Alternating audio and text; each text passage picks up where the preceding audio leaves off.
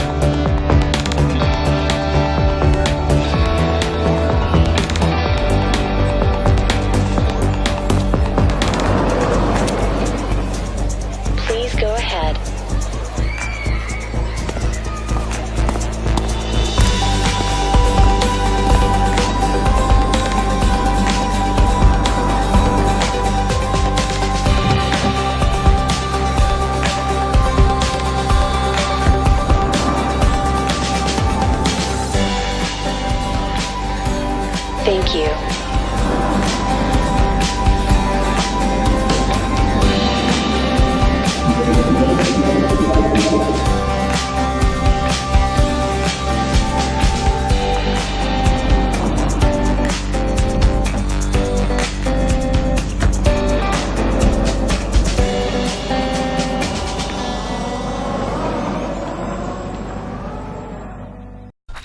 Number 2.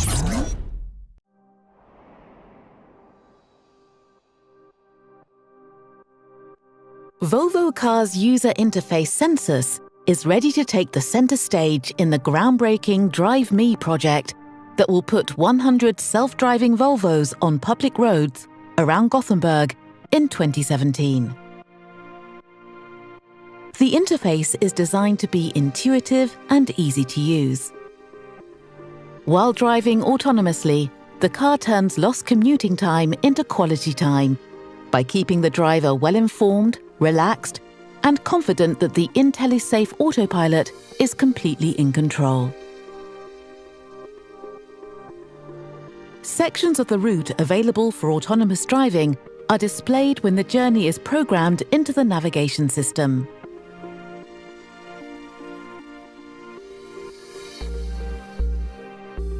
When entering the road approved for autonomous driving, the car signals that the autopilot is available. Lights on the steering wheel paddles start flashing.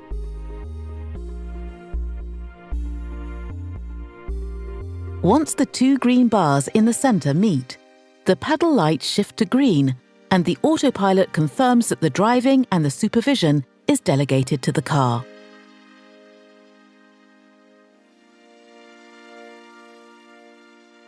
The remaining driving time in autonomous mode is counted down in the center of the right dial, keeping you informed about how much free time you have left.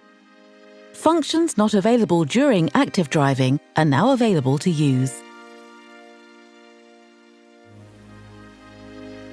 The autopilot monitors a complete 360-degree view of the surroundings and tells the driver about what's happening in the traffic environment, such as a smooth overtaking of a slower vehicle. When autonomous driving is no longer available, the driver is requested to take back the control and continue the journey. A countdown is displayed. If the driver, for any reason, doesn't use the pedals to regain control, the car will bring itself to a safe stop.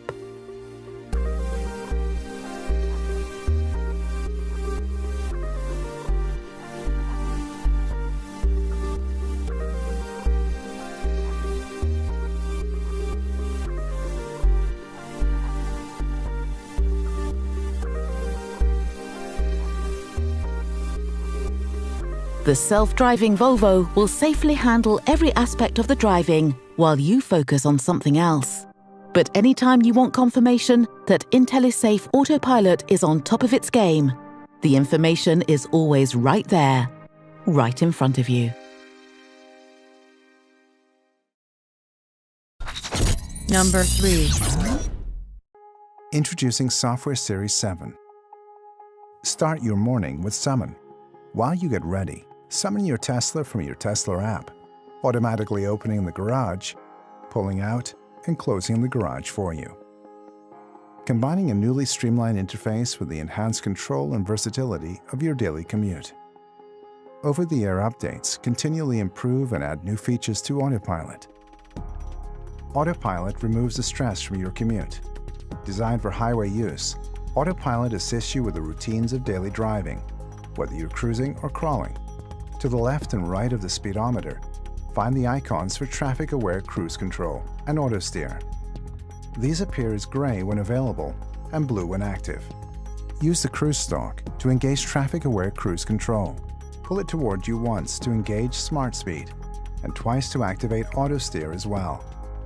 Keeping your hands on the wheel, ease back as traffic-aware cruise control maintains your cruising speed, dynamically adjusting in response to other vehicles. Auto steer will keep to the curve of the road, sensing both the lane boundaries and the surrounding traffic. If you wish to change lanes, check for space and signal as usual. This triggers auto lane change, which will merge you safely into the desired lane. To disengage Autopilot, push the button on the outside of the cruise stalk, push the stalk forward, or press the brake. Auto steer can be deactivated without affecting traffic-aware cruise control by turning the wheel a few degrees.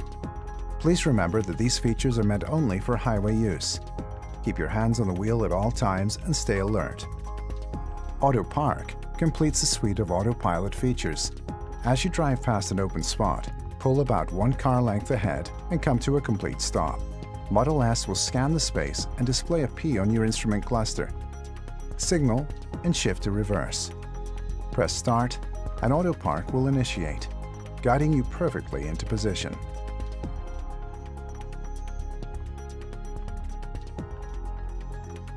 Autopilot changes the way you relate to your drive. It expands your awareness of Model S and its surroundings, enhances your ability to respond, and gives you more comfort and energy during and after your drive. Number 4.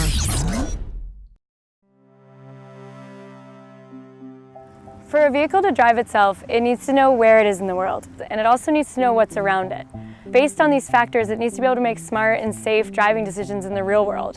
And once you get in the car, you start to get a real feel for the way the technology works and what it's like in real driving situations. So there are a few things that have to happen before the car can safely drive itself. First, it has to figure out its location in the world. So we use GPS, but GPS isn't always that accurate, which is why we rely on our other sensors like the laser, which picks up on details in the environment that help us identify our more precise location. So think of the sensors as the car's eyes and ears, but with eyes that can see far off into the distance and 360 degrees around the car.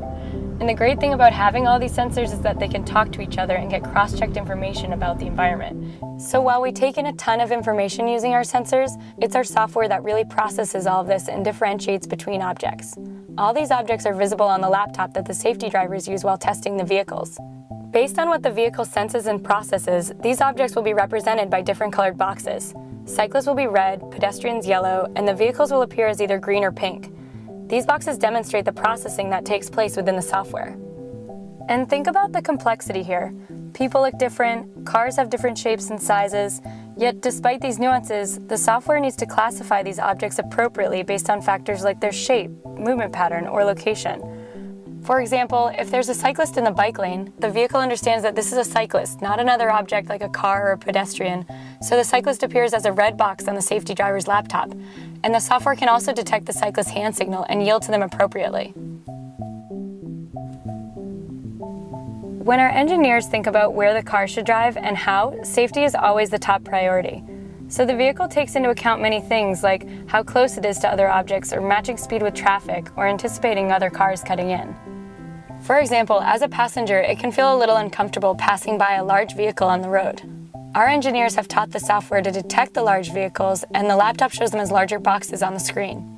As our vehicle passes by a large truck, it will actually keep to the farther side of the lane and give ourselves a little bit more space. We've also taught the vehicle to recognize and navigate through construction zones. The vehicle sensors can spot the orange signs and cones early to alert the car of any lane blockage ahead, and then we can change lanes safely.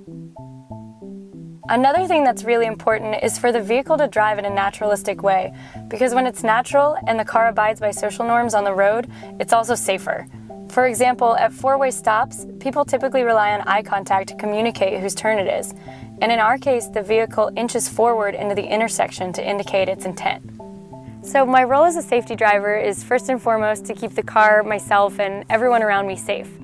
And in addition to keeping the car safe, I also provide detailed feedback to developers and let them know the car does anything that maybe I wouldn't have done personally. Maybe the car wasn't assertive enough in a lane change or wasn't fast enough at a green light. We provide the detailed feedback so they can fine-tune the whole driving experience.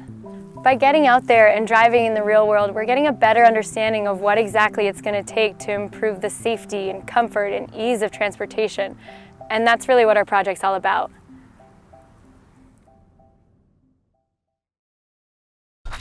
Number 5.